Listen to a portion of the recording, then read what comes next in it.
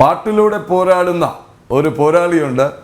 ആ വിഷ്വൽ നോക്കാതെ പാട്ട് മാത്രം കേട്ടാൽ യേശുദാസിന്റെ ശബ്ദം കേൾക്കും, അല്ലെങ്കിൽ ചെവിയോട് ചേർത്ത് പിടിച്ചാൽ.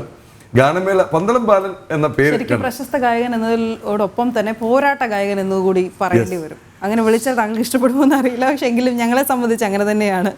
ശ്രീ പന്തളം ബാലൻ, സ്വാഗതം ഒരിക്കൽ കൂടി. അങ്ങേക്ക് ഈ ദിവസം പറയാനുള്ളത്? ഒരുപാട് സന്തോഷമുണ്ട്. മഹാത്മാ അയ്യൻകാളിയുടെ 161-ാം ജയന്തി ദിനത്തിൽ ഈ സുപ്രഭാതത്തിൽ എൻ്റെ ആശയങ്ങൾ പങ്കുവയ്ക്കാൻ ഒരവസരം കിട്ടിയതിൽ ഒരുപാട് സന്തോഷമുണ്ട്. സാധാരണ അങ്ങനെ അവസരങ്ങൾ കിട്ടാറില്ല, അപ്പോൾ എനിക്കത് പ്രത്യേകതയാണ്. അതുകൊണ്ട് എനിക്ക് എൻ്റെ കാര്യങ്ങൾ തുറന്നു പറയുവാനും, ഞാൻ പോരാടി വന്ന ഈ പറഞ്ഞ പോരാളിയാണെന്ന് പറയും, കറക്റ്റാണത്. അല്ലെങ്കിൽ ഒഴുക്കിനെതിരെ നീന്തിക്കൊണ്ടിരിക്കുന്ന ഒരു പാട്ടുകാരൻ തന്നെയാണ് ഇപ്പോഴും. 40 വർഷമായിട്ട് സാധാരണ ഒരു പാട്ടുകാരൻ ഒരു 10 വർഷം കഴിഞ്ഞ് കഴിഞ്ഞാൽ ആഘോഷങ്ങളുണ്ടാകാറുണ്ട്. 40 വർഷത്തിൽ പോലും ഒരു ആഘോഷങ്ങളും ഉണ്ടായിട്ടില്ല എന്നുള്ളതാണ് സത്യം. അതിലൊന്നും ഒരു പരാതിയോ പരിഭവവും ഇല്ലാതെ മുന്നോട്ട് എന്താ പറഞ്ഞാൽ നീങ്ങുകയാണ്. കാരണം മഹാത്മാ അയ്യൻകാളി നേടിത്തന്ന സ്വാതന്ത്ര്യമുണ്ട്.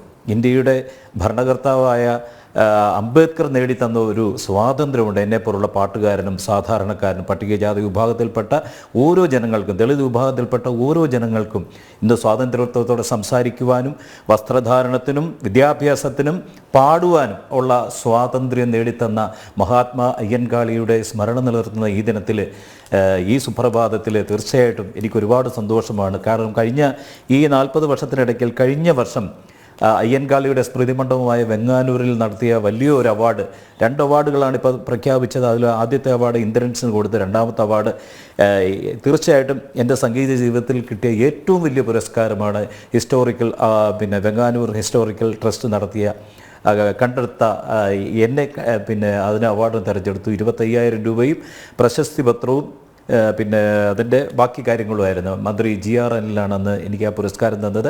സാമൂഹിക സാംസ്കാരിക രംഗങ്ങളിലെ പ്രമുഖരെല്ലാം പങ്കെടുത്ത വലിയൊരു ചടങ്ങായിരുന്നു. അതിനുശേഷം കോഴിക്കോട് ഇതേപോലെ തന്നെ അയ്യങ്കാളിയുടെ അദ്ദേഹത്തിൻ്റെ പേരിലുള്ള ഒരു പുരസ്കാരം കിട്ടി. 25,000 രൂപയും പ്രശസ്തി പത്രവും മൊമെൻറ്റും ഒക്കെ ആയിരുന്നു. തീർച്ചയായിട്ടും എന്നെപ്പോലുള്ള പാട്ടുകാരന് ഇതൊരു വലിയ ഊർജ്ജമാണ് തരുന്നത്. പല സ്ഥലങ്ങളിൽ നിന്നും നമ്മളെ മാറ്റി നിർത്തപ്പെടാറുണ്ട്. ഇപ്പോഴും കേരളത്തിൻ്റെ സാംസ്കാരിക രംഗമാണ് കല എന്ന് പറഞ്ഞ്, കലയും കലാകാരനും ജാതിയില്ല, നിറമില്ല, മതമില്ല എന്നൊക്കെ പറയുന്നുണ്ടെങ്കിൽ പോലും പലപ്പോഴും അത് അനുഭവിക്കുന്നവർക്ക് മാത്രമേ അതിൻ്റെ വേദനകൾ അറിയാൻ പറ്റുള്ളൂ എന്നുള്ളതാണ് സത്യം. ഇത് സത്യമാണ്.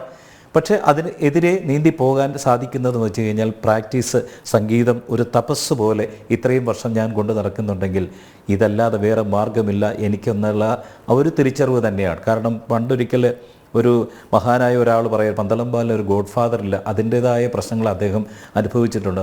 സത്യമായിട്ടുള്ള നമ്മൾ കൈപിടിച്ചു ഉയർത്താൻ വേണ്ടി അങ്ങനെ ആരും ഉണ്ടായിരുന്നില്ല. മഹാനായ സംഗീത കുലപതി ശ്രീ ദേവരാജൻ മാഷാണ് 1989 സഖാവ് എന്ന സിനിമയിൽ കൂടി പന്തളം ബാലൻ എന്ന ഒരു ഗായകനെ അവതരിപ്പിച്ചതും. അന്ന് അതിനുശേഷം പിന്നെ ഒരുപാട് പ്രതീക്ഷകളുണ്ടായിരുന്നു. പക്ഷേ ആ പ്രതീക്ഷകളൊന്നും നമുക്ക് സാക്ഷാത്കരിക്കാൻ സാധിച്ചില്ല എന്നുള്ളത്. പിന്നെ അതൊക്കെ മുരടിച്ചു. പിന്നെ ഈ പറഞ്ഞതുപോലെ, നേരത്തെ പറഞ്ഞതുപോലെ ഗാനമേള എന്നൊരു കലാരൂപം ഉള്ളതുകൊണ്ട് കേരളത്തിൻ്റെ സാധാരണക്കാരൻ്റെ ഇടയിൽ ജാതി മത വർഗ വർണ്ണ വ്യത്യാസമില്ലാതെ നമ്മളെ സ്നേഹിക്കുന്ന ഒരുപാട് പ്രേക്ഷകരെ എനിക്ക് നേടിത്തടുവാൻ അല്ലെങ്കിൽ സാധിച്ചു എന്നുള്ളതാണ് സത്യം. തീർച്ചയായിട്ടും അത് ഇപ്പോഴും ആ സബരി തുടരുന്നു. ഒരുപാട് സുഹൃത്തുക്കളുണ്ട്. ഈ ലോകമെമ്പാടും ഞാൻ സഞ്ചരിച്ചു. 10 വർഷം പ്രവാസിയായിരുന്നു, അമേരിക്കയിലായിരുന്നു. അവിടെയും എൻ്റെ സംഗീതം കൊടുത്തു. ഇപ്പോൾ ഈ കോവിഡ് വന്നതിന് ശേഷം കുറേയേറെ സ്റ്റുഡൻസിനെ ഞാൻ പാട്ട് പഠിപ്പിക്കുന്നുണ്ട്. അവരെല്ലാം തന്നെ സംഗീതത്തെ ഏറെ സ്നേഹിക്കുകയും ഞാനെന്ന കലാകാരനെ ബഹുമാനിക്കുകയും ചെയ്യുന്നു.